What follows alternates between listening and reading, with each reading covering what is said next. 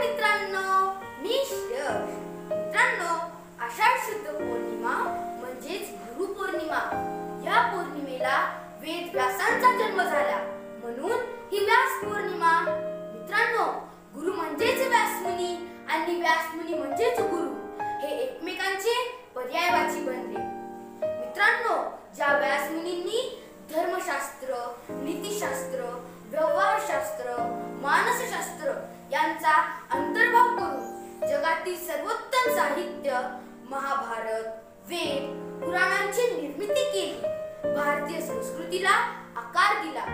जी संस्कृती अनेक आक्रमणानंतर सुद्धा जगाला मार्गदर्शक बनली, असे ते महान ऋषी वेदव्यास, गुरु व्यास. मित्रांनो, असे म्हणतात की माणसाला शहाणे फक्त दोनच बाबी बनवतात. एक, त्याला भेटलेली माणसे आणि दुसरी बाब म्हणजे त्याने वाचलेली पुस्तके किंवा ग्रंथ. मित्रांनो, गुरु व्यासांनी निर्माण केलेले ग्रंथ फक्त आपल्यालाच नाही तर अखिल विश्वाला मार्गदर्शक बनले आहे आणि आपण त्या मातीचे अंश आहोत याचा आपल्याला अभिमान असलाच पाहिजे.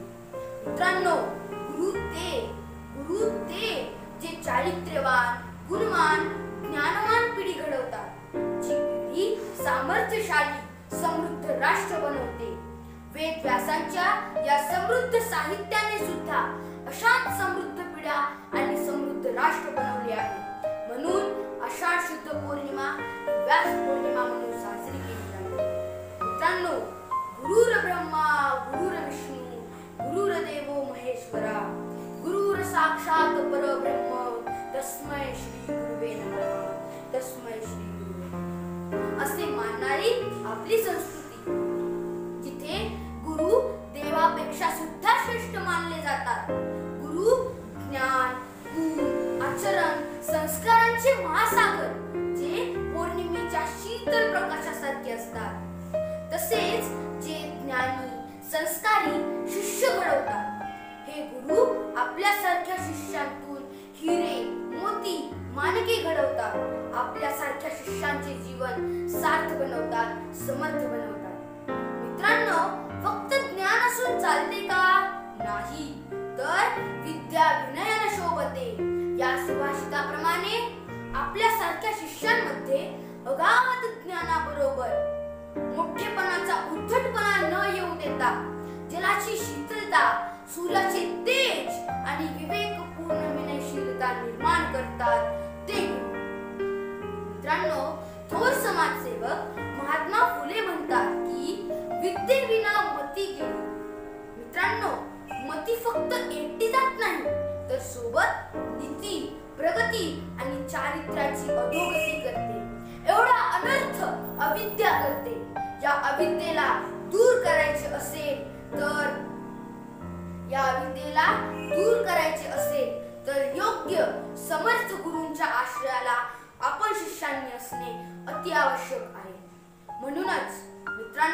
म्हणूनच भारतीय संस्कृतीने गुरु शिष्य परंपरेची मोठी उदाहरणे आपल्या समोर ठेवली आहेत. जसे महर्षी संदीपानी आणि श्रीकृष्ण, गुरु द्रोणाचार्य आणि धनुर्धर अर्जुन, गुरु परशुराम आणि दानशूर कर्ण, गुरु वशिष्ठ यांनी श्रीराम आणि लक्ष्मण यांना घडवले.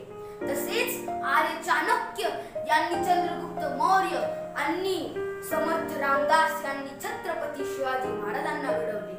मित्रांनो, ही उदाहरणे आपले मार्गदर्शन सूर्याच्या अंतापर्यंत सूर्याच्या तेजाप्रमाणे संस्कार, संस्कृती, चारित्र्य आणि कर्तव्याच्या क्षितिजावर सदैव करत राहतील.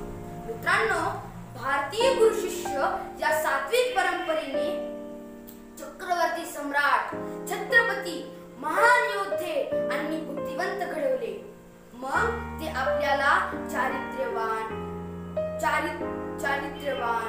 शिक्षक, व्यापारी, इंजिनियर, डॉक्टर घडवणार नाहीत का? उत्तम नागरिक घडवणार नाहीत का?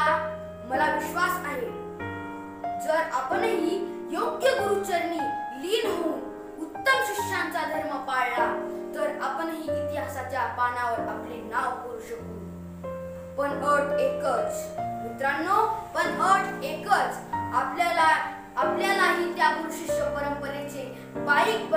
लागेल. मित्रांनो, सध्याची शोकांतिका ही की माझ्या रूपी माहितीच्या गुगल मध्ये अडकून आपण AI रूपी यंत्र बनण्याऐवजी गुरु शिष्य परंपरेचे पाईक बनत योग्य गुरूंकडून संजयासारखी दिव्य दृष्टी मिळवू. यासाठी एकलव्यासारखी निष्ठा गुरुच्या चरणी अर्पण करू आणि आपले जीवन सार्थ बनवू, समर्थ बनवू, समृद्ध बनवू. मित्रांनो, या गुरु पौर्णिमेच्या सर्व गुरु शिष्यांना हार्दिक शुभेच्छा.